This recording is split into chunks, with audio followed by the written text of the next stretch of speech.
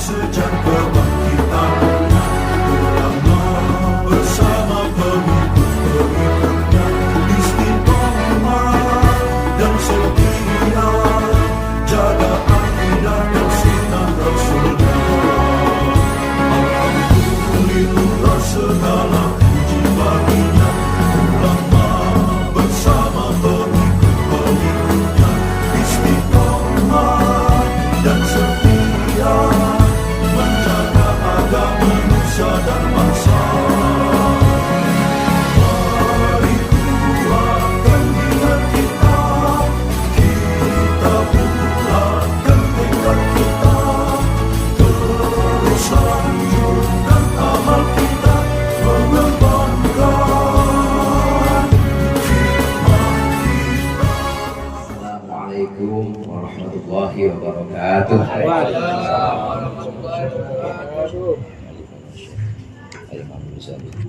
Al-Fatihah.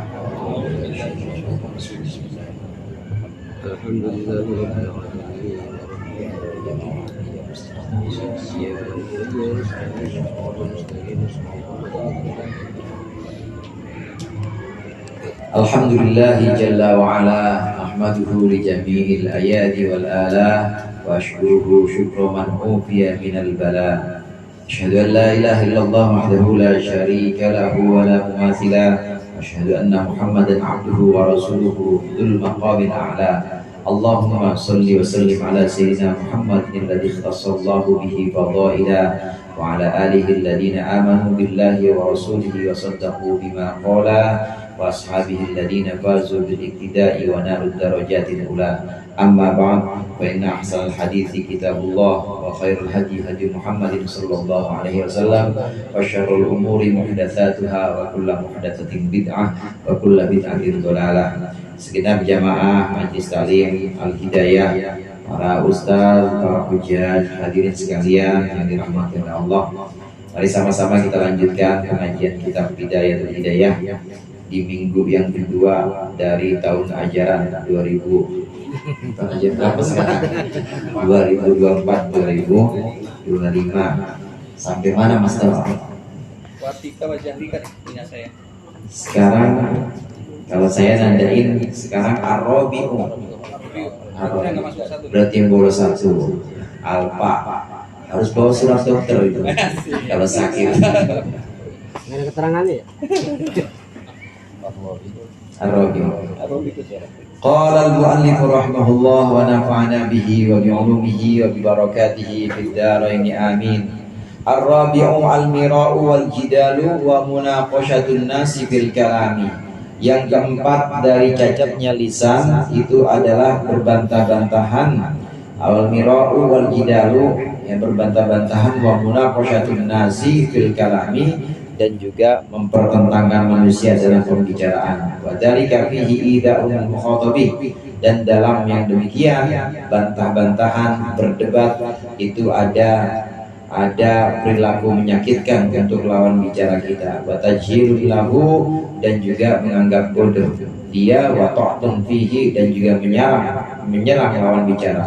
Wa fihi sana'un 'ala nafsi, dan dalam bantah-bantahan dan perdebatan itu memuji diri sendiri. Wa tazkiyatun laha, dan juga mensucikan diri. Bimazidil fitnati wal ilmi, dengan tambahnya kecerdasan dan juga ilmu. Tsumma huwa musyawwisun lil 'aishi, kemudian berbantahan atau berdebat itu mencemarkan kehidupan kita. Fa innaka la tumari safihan wa la yudika wa la tumari haliman illa wa yulqika.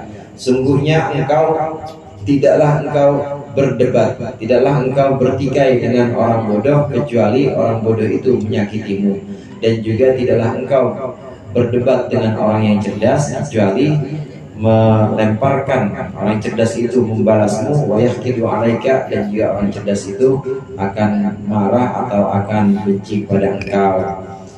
Di antara afatul lisan atau cacat lisan yang harus kita hindari, yang keempat itu adalah berdebat dan bantah-bantahan. Jadi yang nomor 1, 2, 3 udah. Yang nomor 1, yang pertama bohong. Ini adalah termasuk afatul lisan atau cacatnya lisan. Pertama bohong, yang kedua sumpah palsu. Demi Allah saya tidak mengambil anggaran daerah, saya sumpah demi Allah. Itu sumpah palsu, ini termasuk cacatnya lisan. Kemudian yang ketiga kemarin ghibah, ngomongin buruknya saudara kita sendiri. Saya yakin 1, 2, 3 udah dijauhin semua nih sama jemaah. Amin. Namanya ngaji kan diamalin ya. Saya yakin udah gak ada yang bohong di sini. Jujur. Kecuali yang punya istri 2. Biasanya ya kudu pinter-pinter bohong.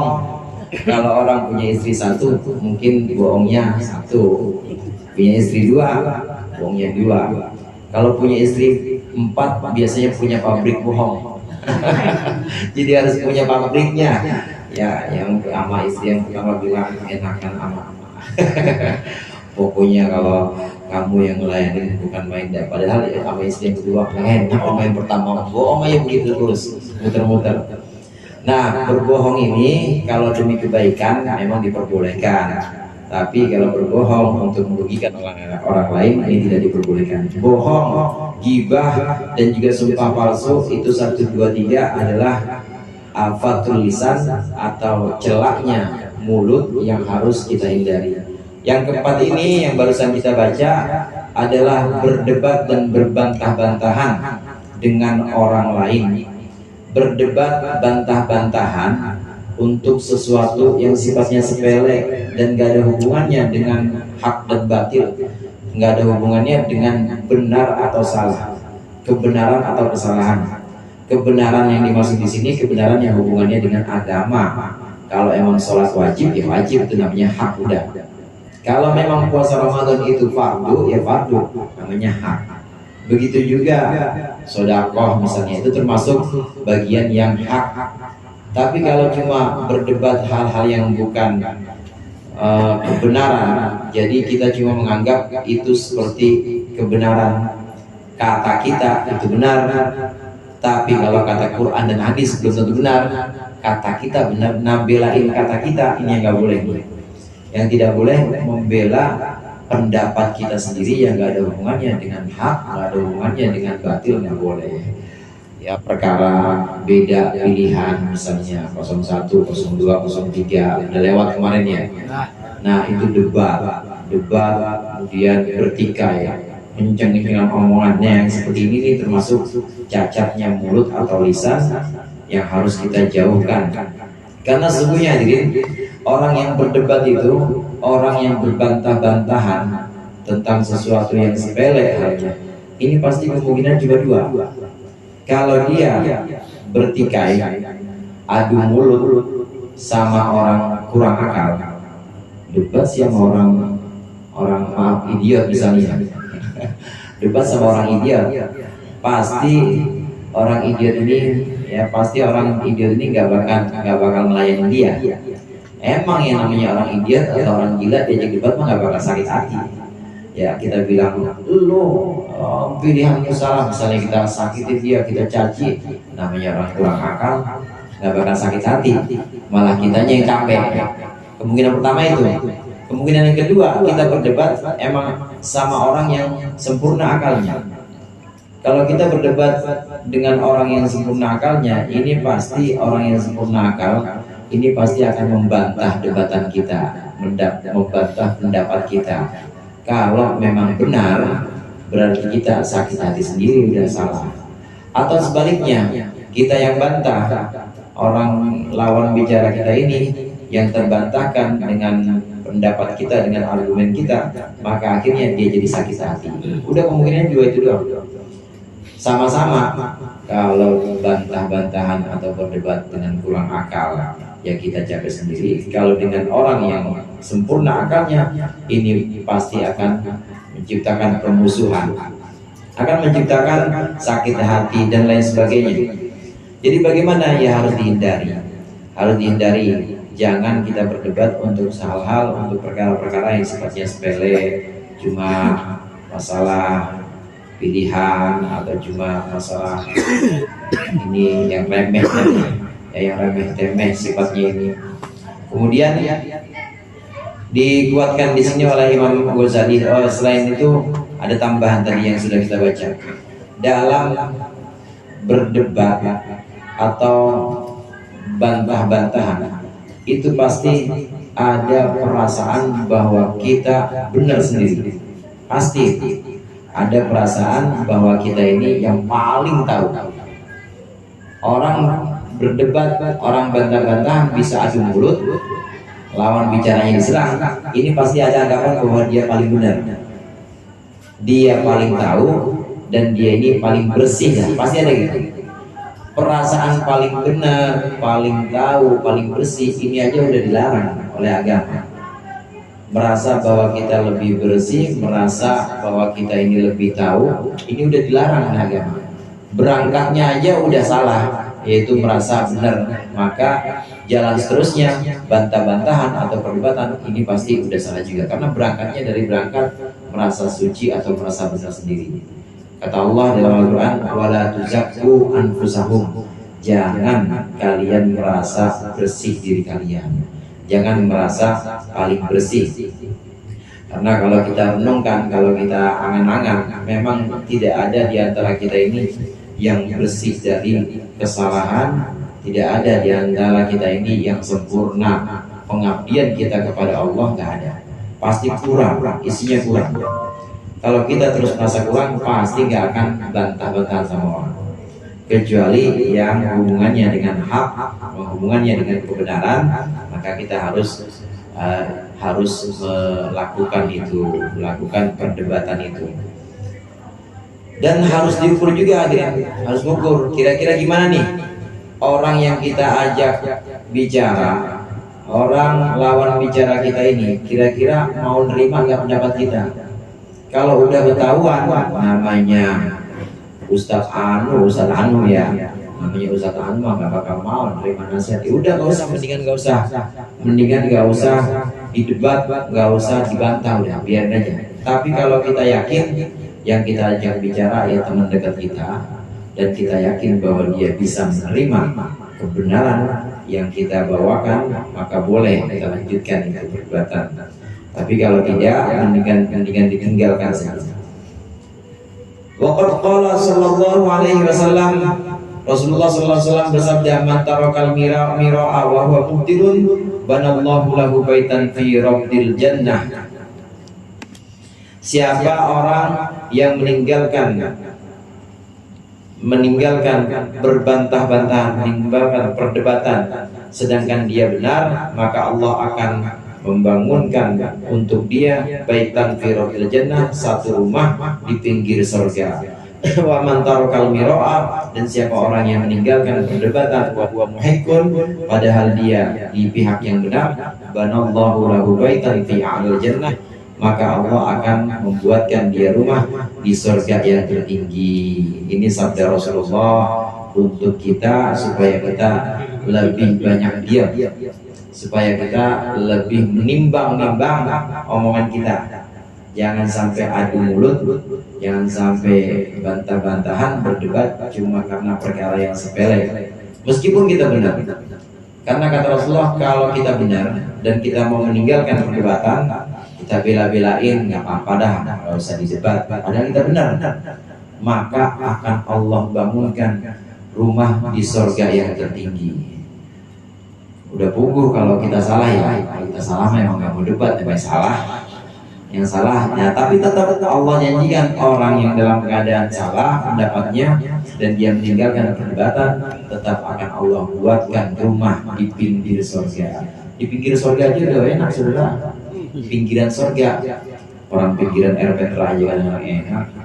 Ini pinggiran surga disebutkan satu derajat ahli surga yang paling rendah. Itu derajat ahli surga yang paling rendah itu adalah istananya, dan halaman dari istana-istana itu sejauh mata memandang. Itu yang paling rendah, jauh mata memandang. Ini adalah orang-orang Islam, orang-orang mukmin yang setelah bertahun-tahun di neraka, bertahun-tahun di neraka, dicari-cari nggak ketemu sama para nabi, dicari nama Nabi Muhammad, dicari nggak ketemu, sama guru-guru dicari nggak ketemu, ya kemudian akhirnya ditemukan oleh syuhada atau oleh malaikat misalnya. Ada beberapa orang yang memang punya hak, punya lisensi untuk memberikan syafaat atau pertolongan. Nabi, kemudian para syuhada, orang-orang yang mati syahid, kemudian ulama, guru-guru, orang alim ini punya lisensi untuk memberikan syafaat kepada orang Islam dan juga malaikat. Dicari-cari akhirnya ketemu sama malaikat, tapi udah 50 tahun neraka. 50 tahun itu setahunnya 1000 hari, saudara. Jadi berapa tuh 50.000 tahun di neraka. Baru keangkat, akhirnya dibawa di surga, kemudian dimandikan pakai ma'ul hayat atau air kehidupan. Kemudian setelah itu gabung dan kumpul dengan ya orang-orang yang datang menyusul ini dan diberikan tempat di surga. Tempatnya itu paling rendah sejauh mata memandang. Itu istana yang paling rendah. Inilah yang dijanjikan untuk orang meninggalkan perdebatan meski dalam keadaan dia salah tapi nggak mau debat. Ya gugur namanya salah, nggak mau debat tapi tetap dapat itu tadi. Nah, kalau a'lal jannah, surga yang paling tinggi, ini surga yang mala ainun ra'at wala udhunun sami'at wala khatara ala qalbi bashar. Surga untuk orang-orang pilihan yang tertinggi, ini nggak bisa dilukiskan. Adalah surga yang tidak pernah dilihat oleh mata, nggak pernah didengar kenikmatannya oleh telinga, nggak pernah terbersit dalam hati oleh siapapun. Jadi surga untuk orang-orang yang paling tinggi, orang-orang khusus, ini surga yang tidak terbayangkan, nggak bisa diceritakan, kata Rasulullah. Orang yang meninggalkan perdebatan tahu dia benar padahal. Tapi dia nggak mau berdebat, biarin daripada debat nanti jadi permusuhan. Padahal dia benar. Itu akan Allah kasih rumah di surga paling tinggi yang tadi, yaitu rumah atau surga yang tidak pernah terbersit dalam hati, tidak pernah dilihat oleh mata manapun, dan nggak pernah didengar oleh telinga. Mala ainun ra'at wala udhunun sami'at wala khatara ala qalbi bashar. A'lal jannah, surga tertinggi untuk orang-orang khusus. Kalau di sini kaitannya untuk orang yang dia benar tapi dia nggak mau berdebat.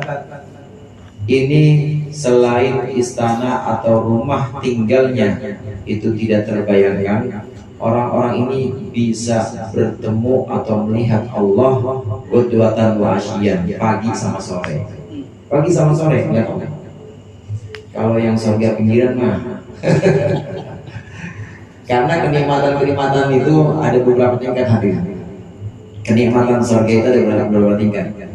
Yang pertama, kenikmatan surga yang pasti didapat semuanya yaitu kekal, pasti itu. Baik yang tingkat tinggi maupun rendah pasti kekal.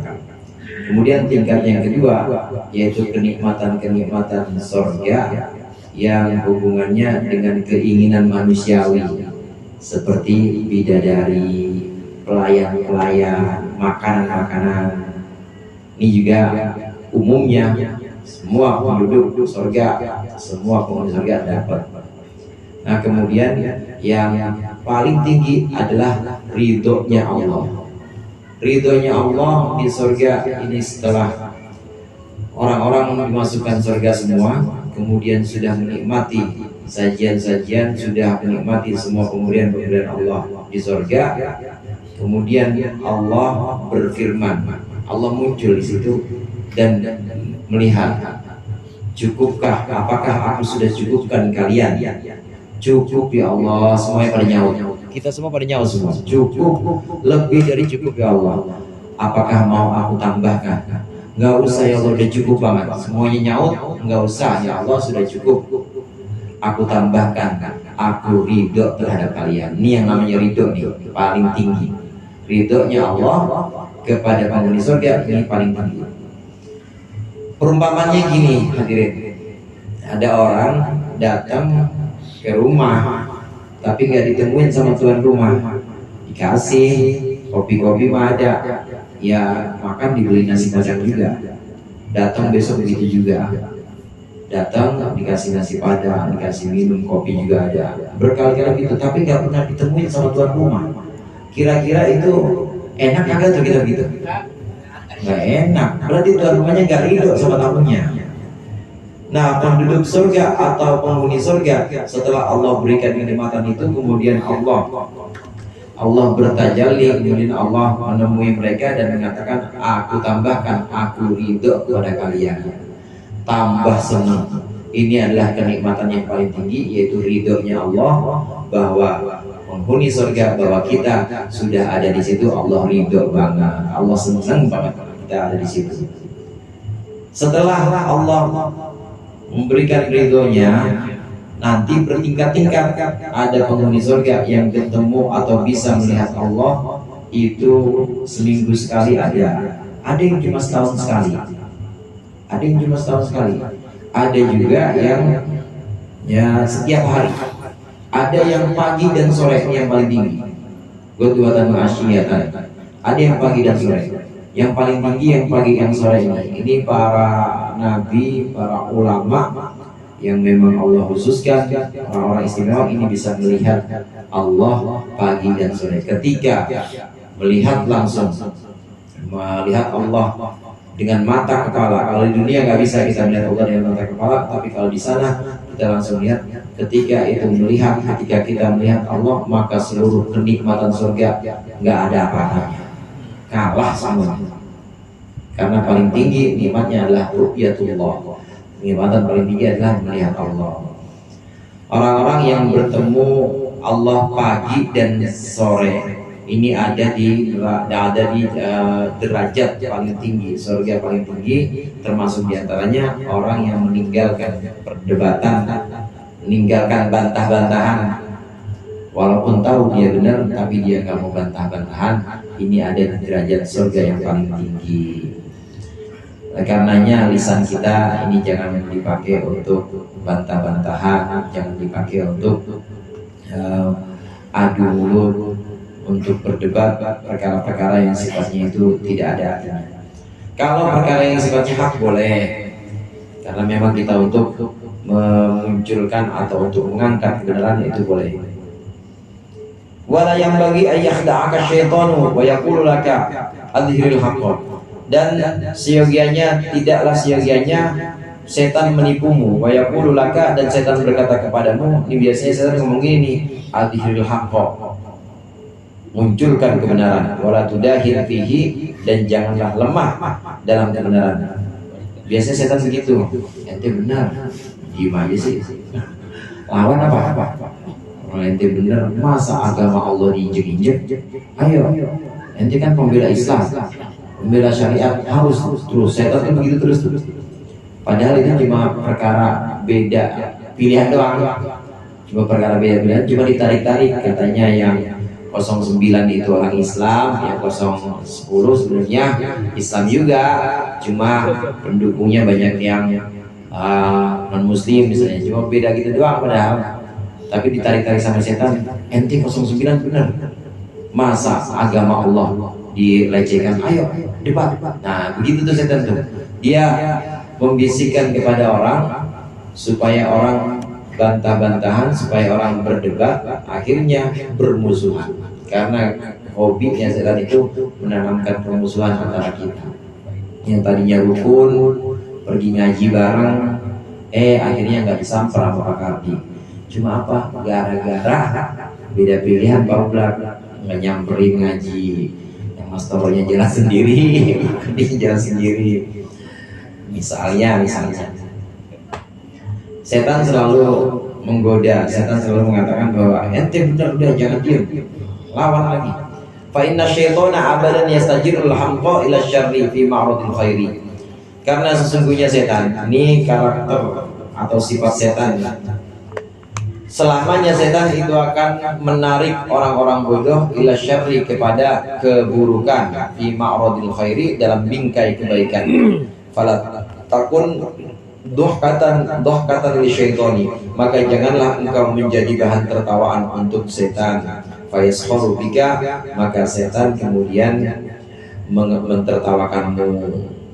Kalau setan ngomong begitu, ente benar lawan, ente benar debat, ente benar bantah, udah jangan mau diremehkan begitu, ini urusan agama misalnya begitu.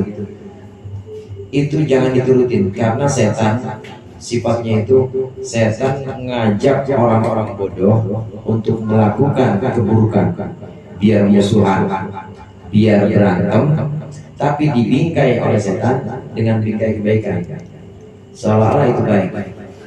Padahal bukan itu, padahal itu bukan kebaikan, dan itu nggak ada urusannya sama agama, nggak ada urusannya dengan Islam misalnya. Tapi oleh setan ditarik-tarik nih, oleh setan ditarik-tarik, ini Islam, ini syariat, ini masalah ulama, ayo kita bela ulama, jangan kriminalisasi ulama. Padahal bukan itu urusannya, tapi ditarik-tarik supaya apa? Supaya berantem, bantah-bantahan, debat. Itu kesenangan setan. Kalau berantem akhirnya setan tepuk tangan, senang dia, senang melihat orang-orang Islam pada berantem. Jangan kita menjadi bahan tertawaan setan. Faidharul harbi hasanun ma'aman yakbaluhu minka, wa dzalika bi tariqin nasihati fil khafiyyati la bi tariqil mumarati. Sesungguhnya memunculkan kebenaran itu memang baik, ma'aman yakbaluhu, untuk orang yang mau menerima kebenaran minka dari engkau. Wa dzalika bi tariqin nasihati fil khafiyati, tapi itu dengan cara nasihat dalam kesendirian atau tempat tersendiri, tempat sepi. La bi tariqil mumarati, tidak dengan cara perdebatan atau bantah-bantahan.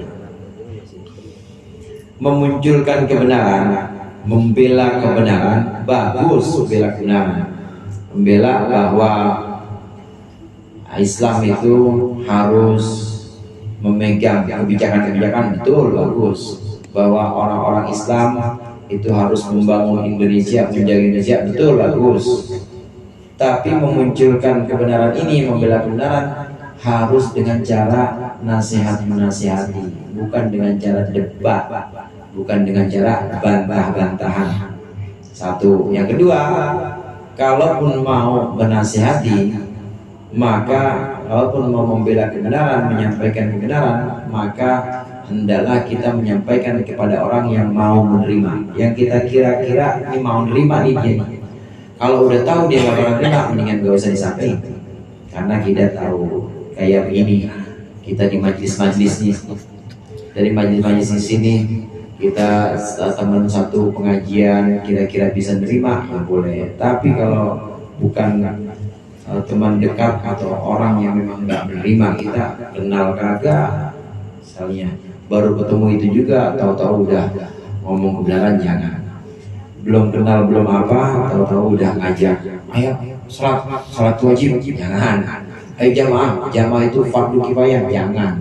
Biarin aja, kecuali kalau udah dekat benar. Kalau udah benar-benar ada hubungan emosional dan kita yakin dia mau menerima nasihat kita, bolehlah kita membela kebenaran atau memunculkan kebenaran. Hadirin jamaah rahimakumullah, dari sini jelas bahwa syariat atau agama ini harus dijalankan juga dengan akal, harus ada pertimbangan akal. Nggak bisa hanya dengan pengennya gua aja, semau gua, nggak bisa. Harus mempertimbangkan dengan akal. Kira-kira kalau aku sampaikan kebenaran ini, dia mau terima nggak? Ini kan mainan akal nih. Ini kan peran akal, mempertimbangkan. Kira-kira kalau aku sampaikan kebenaran ini di depan umum, kira-kira dia tersakiti nggak hati? Kira-kira dia tercemar nggak namanya? Nah, di sini pertimbangan akal dalam menjalankan syariat ini penting juga. Ada kelayakan, Bapak. Harus ada kelayakan. Layak apa enggak ya? Layak apa enggak ya saya memperlakukan ini? Pantas apa enggak ya saya menyampaikan kebenaran di tempat seperti ini? Itu harus dipikirkan. Akal harus tetap digunakan. Pantas atau layak, ini bahasa orang pantas atau orang layak, ini bahasa agamanya soleh. Orang soleh itu orang yang pantas, layak, berperan sebagaimana dia. Kalau lurah, kesolehannya ya di kantor, kalau waktunya sholat duha ya duha 2 rakaat aja udah, namanya lurah. Tapi kalau duhanya 8 rakaat ditambah Yasin, Waqiah, ya Rob, ya Rozak, ya Rozak, ya Rozaknya 10.000 kali, nggak keluar kantor dia di masjid terus, namanya nggak soleh oleh itu. Lu rasanya mah soleh, kenapa soleh?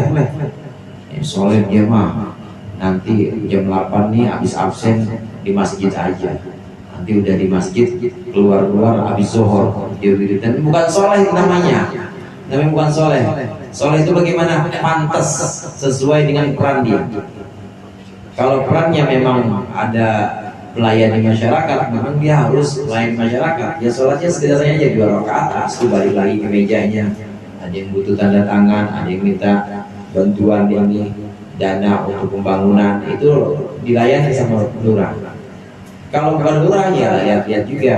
Kalau emang dia udah pengangguran dan juga udah sifatnya udah mapan semuanya, anak-anak juga udah ngebiayain dia, ya boleh sholat duha 8 rakaat tambah wirid-wirid yang lain, keluar habis zuhur juga nggak apa-apa. Orang dia udah nggak punya tugas apa-apa, udah nggak ada peran apa-apa untuk masyarakat.